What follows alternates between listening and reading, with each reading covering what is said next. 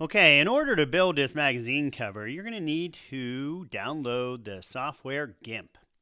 So go to Google, search for GIMP,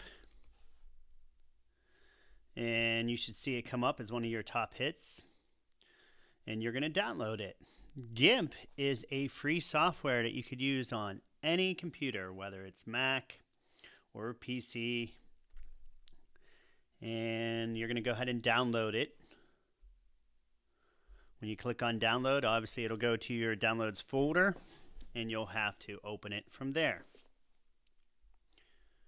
Okay, after you're done with that, the next thing you're going to need to do is find a photo of your dad. So if you go here, I have some pictures that I conveniently put on my desktop. This would be a good photo. You want to try to find something that's more of a portrait mode, because magazines are usually portrait. They're not usually landscape. Like this is landscape. It's wider than it is taller. So when you go to make a magazine, it's not going to look so good. I mean, you could definitely, like this is a landscaped one, but I definitely have enough room here where I can make this into a portrait mode and make this into a magazine. So decide on your picture. So once you've done that, you're going to go ahead and open up the program GIMP. So I'm just going to go to my apps here and open up GIMP. Okay, once you have GIMP open, then you're going to go File. You're going to create a new project. So New. Okay. Now you're going to want to change your dimensions here. I first would go where it says pixels, change that to inches. And then I would use a width of 6.5 and a height of 8.5. And the reason why is because we're going to print this out later and I don't want it to be completely to the edges of the magazine cover. So these numbers seem to work pretty well. The next thing you're going to do is go ahead and just throw your image that you're going to have on your magazine right into this magazine. And once you do that, you're going to want to resize the image most likely. It's probably not going to be a perfect fit.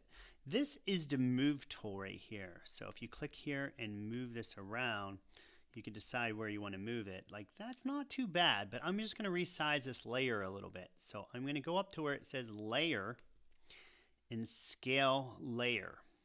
Now, depending on the image you chose, you can just drag these numbers down, or you could go to percent. I like to go to percent, so that's 98%. If I said, hey, I want to make this 80% of that size, I type in 80 right here. I click in the second box, it'll automatically adjust. I press scale, and it'll adjust it accordingly. So I'm moving this around until it's a pretty decent fit. One thing I must caution you of, if you are scaling this layer, if you go layer scale, and let's say you scale it down to 50%, which is pretty small. But again, depending on a camera quality, it might. What you don't want to do is scale it again. I've had people do this. If you scale it again, like, oh, wait, 50 is too small, and try to go to 70, that's going to start making it look blurry and pixelated. First of all, it's making it 70% of this size. So you always want to go back, edit, undo, or Command Z on a Mac. Go back to the original size before you scale it. It's an extremely important step to do. You always want to scale from the original, because if you scale down and try to scale back up, it's going to start looking blurry. It's going to pixelate. Okay. So the next thing you're going to do is put a title on.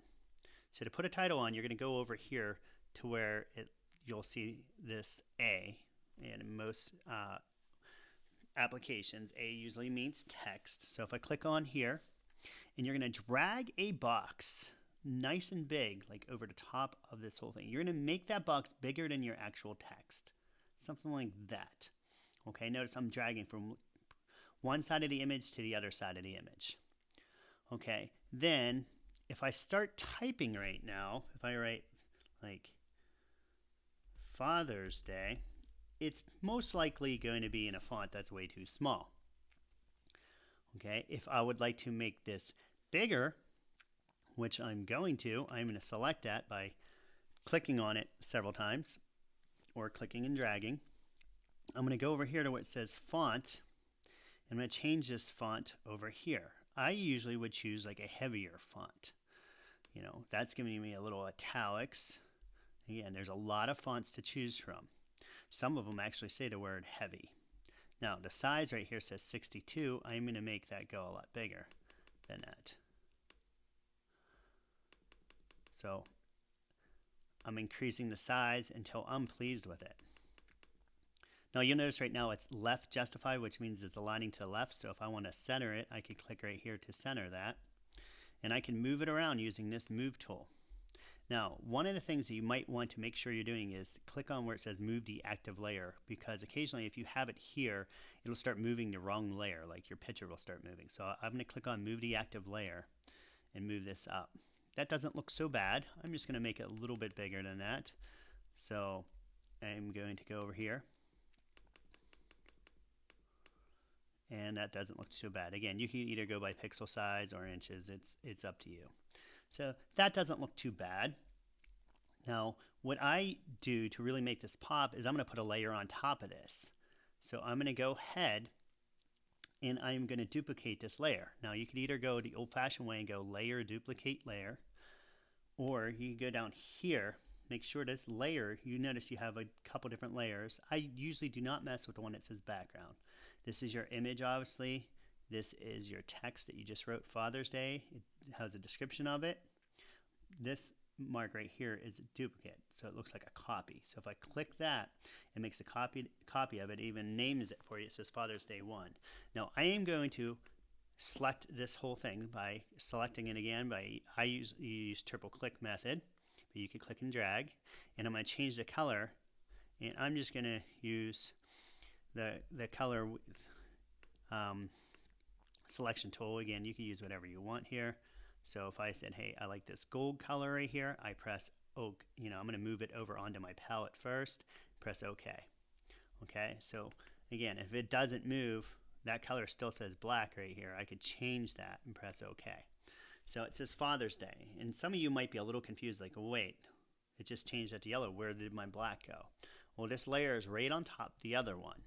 So I'm going to click this move tool, and I usually just use my arrow keys, but you could use your mouse or you could use your touchpad. And I'm going to move that like that, and it starts to look extremely professional.